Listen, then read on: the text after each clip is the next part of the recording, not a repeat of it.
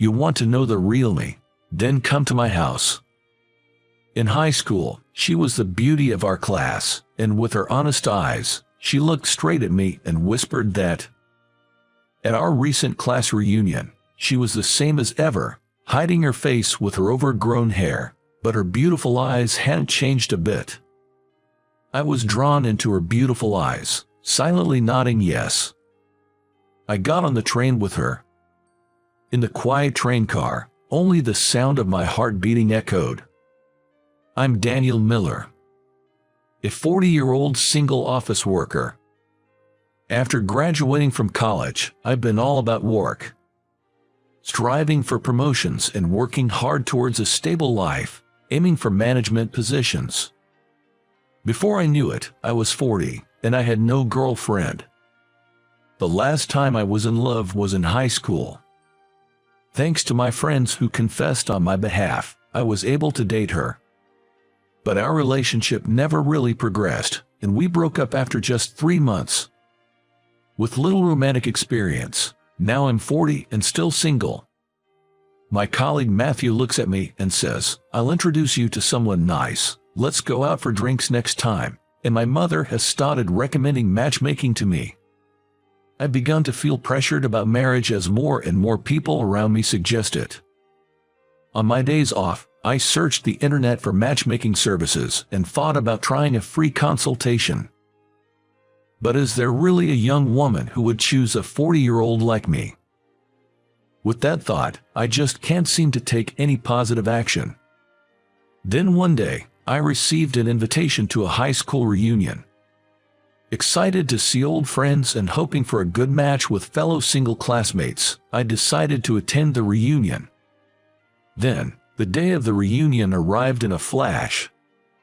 It was a letdown, as all the classmates who attended were already married. Our child finally made it to middle school, so I've recently switched from part-time to full-time.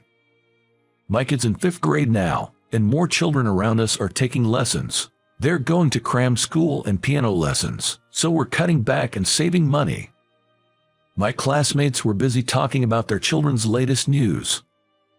I couldn't keep up with the conversation and ate my meal alone, feeling out of place. Then, a little late, a woman entered the pub where the reunion was held. With her face hidden by her long hair, she sneaked into a corner of the venue with an attitude that said, "Don't look at me." Her suspicious, almost thief-like gestures drew everyone's attention. What's up with her? Was she in our high school class? Some whispered, while others stood up saying, I'm curious, I'll go talk to her. Then, approached by curious classmates, she peeked out from her long hair, looking frightened. Hey, isn't that Lily Martinez? A classmate who had been watching from afar spoke up. Lily was the class beauty when she transferred to our school in 10th grade. She was half Spanish and a returnee, with beautiful olive skin and brown eyes. Good at both studies and sports. She was approached by several boys who all ended up getting turned down.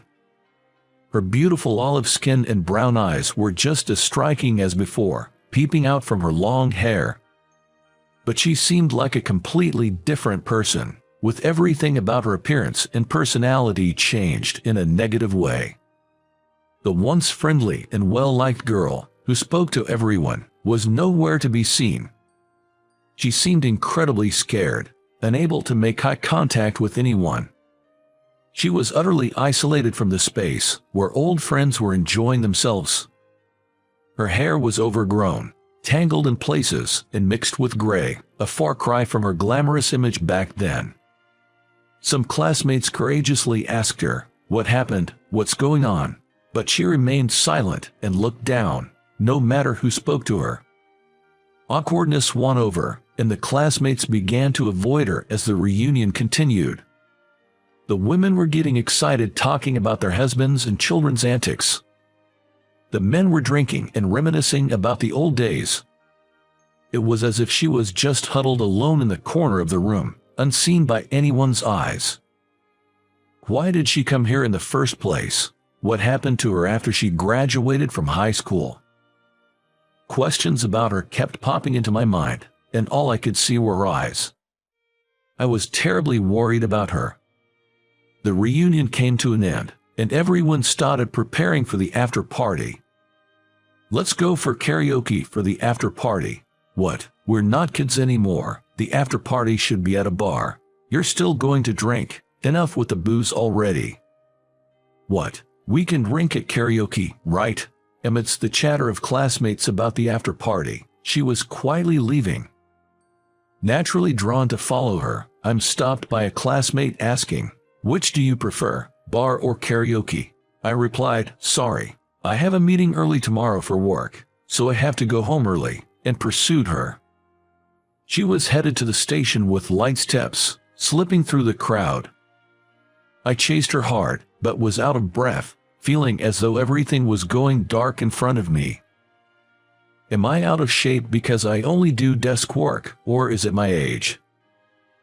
I thought about various things as I finally caught up with her.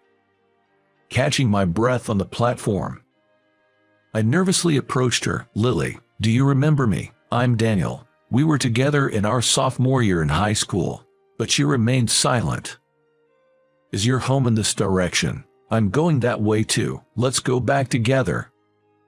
I desperately talked to her, who didn't say a word. Maybe I should give up if she doesn't respond. But I just couldn't leave her alone. If I give up talking to her now, she might just vanish somewhere far away. And in some unknown city, she might quietly disappear without catching anyone's eye. It might be an exaggeration, but that's the concern I felt when looking at her back. She remained silent even as I kept talking to her. However, as if she had been defeated by my persistence, her brown eyes peeked out from her long hair. "You really want to know the real me? Then come to my house." She stared at me with her straight eyes, whispering so. I was drawn into her beautiful eyes and silently nodded yes. A train arrived at the station, cutting through the tense air. I boarded the train with her, and only the sound of my heartbeat echoed in the quiet car. I was indeed worried about her, but to be suddenly invited to her home. Sweat flowed down my forehead, and my hands trembled with tension. The train quickly arrived at her nearest station, and I followed her without a word. She led me to a one-room apartment that seemed to be quite old, possibly 40 or 50 years old. Once we reached her home, my nervousness turned into hesitation. "It's rude to barge in suddenly, so let's talk here," I said to her, and instead of entering, we stood talking in the dimly lit entrance of the apartment. "Why did you talk to me like this?" she asked with a cold voice, and I replied gently. "I was curious. You seem to have difficulty talking to people, so why did you come to the reunion?"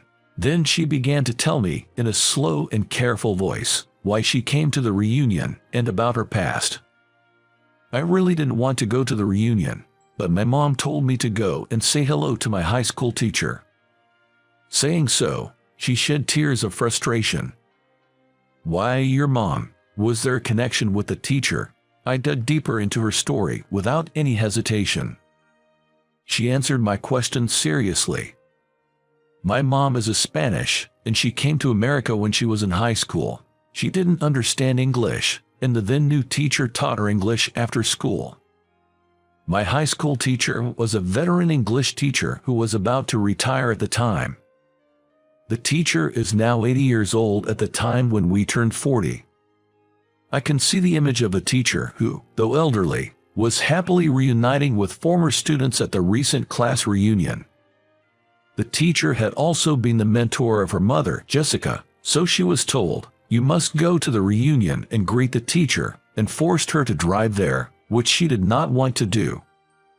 It's pathetic, isn't it, that I can't even go to the reunion on my own without being dragged by my mom." Saying this, she suddenly turned the collar of her blouse, tears streaming down her face as she blushed in shame. I was taken aback by her sudden action. But what caught my eye was shocking. Spreading from her collarbone down were the painful scars of burns. The itch and sore scratches and red spots were clearly visible, even in the dark entrance. What happened? These scars? I asked in confusion, and she responded with a dark face. In my 20s, my ex-boyfriend who I was living with cheated on me. That night, we fought because of it, and he angrily poured boiling water from a kettle on me while I was asleep. I was speechless, frozen, and she broke down in tears and screamed. I've been so depressed about these scars, I can't do anything. I quit my job, and I'm barely getting by on money from my parents. Relatives and friends who see me say, I don't know what to say to you. I hate this life. When she screamed like that, I suddenly recalled the scene at the reunion. All of our classmates didn't know how to deal with her and ultimately ignored her. No one thought about how much of an insult this attitude was to her. But I was really concerned about her, and on the way home from the reunion, I talked to her. Even if she ignored me, I kept talking. Why did I do that? Because she was my first love. She was the prettiest in the class and was out of reach for me, and I couldn't confess my feelings and date her. Only the popular and outgoing guys in our circle would ever confess to her. I sealed away my feelings for her. Later, I dated another girl who had confessed to me. I feel sorry for what I did to her. Though I had feelings for someone else, I couldn't love her. Eventually, we broke up quickly. After that, I met various girls, but what always came to mind was the sparkling lily of my youth. I could never forget her. The reason I've remained single until now is something I've never told or consulted with anyone about. But I was sure when I saw her again. The reason I've been working so hard all these years is that deep down, I've been waiting for the day I could reunite with her. That's why I was so curious when I saw her. And even though she ignored me, I kept talking. Suddenly, I felt as if a great mystery had been solved, and I felt a clearing in my heart. It was a moment when I could look at my feelings that I hadn't wanted to see until now. I firmly grasped her crying shoulder and told her, even with the scars from the burns, your beauty hasn't disappeared. But she still looked worried, saying, but because of this, I lost my job, and my life is ruined. Just because you work hard doesn't guarantee a prosperous life. Look at me, still single at this age, and my parents are already worried about me dying alone. I smiled wryly, and she smiled too. Oh, already worrying about dying alone. No offense, but your parents seem a bit premature. Right? They're rushing things. Life's just beginning, I think. You can't get pessimistic and down now. When I said this, she smiled and said, I'm glad I talked to you. I feel a bit brighter now.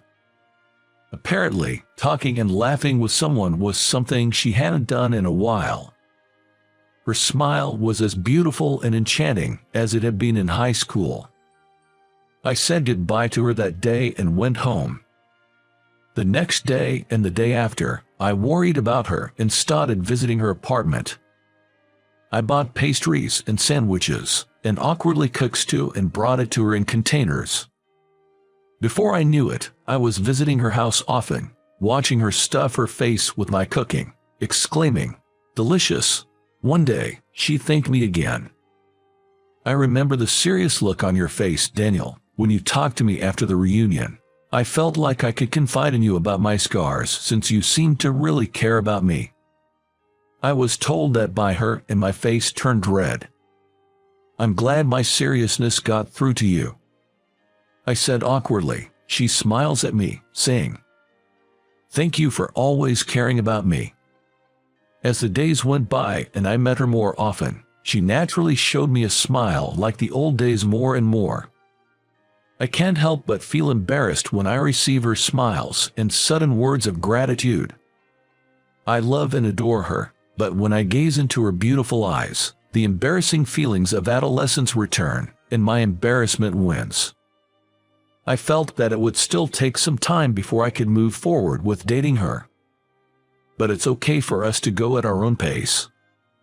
I secretly vowed to myself not to rush our relationship. 3 years have passed since then, and we're dating. We're in the process of talking about getting married. Hey, I want the ceremony to be like this. What do you think? She says, showing me a pamphlet of a wedding in San Francisco, featuring a woman in a traditional white wedding dress. Sounds great. I smile. She also smiles, saying, so, shall we decide on this? I want to continue watching her smile like that, forever by her side.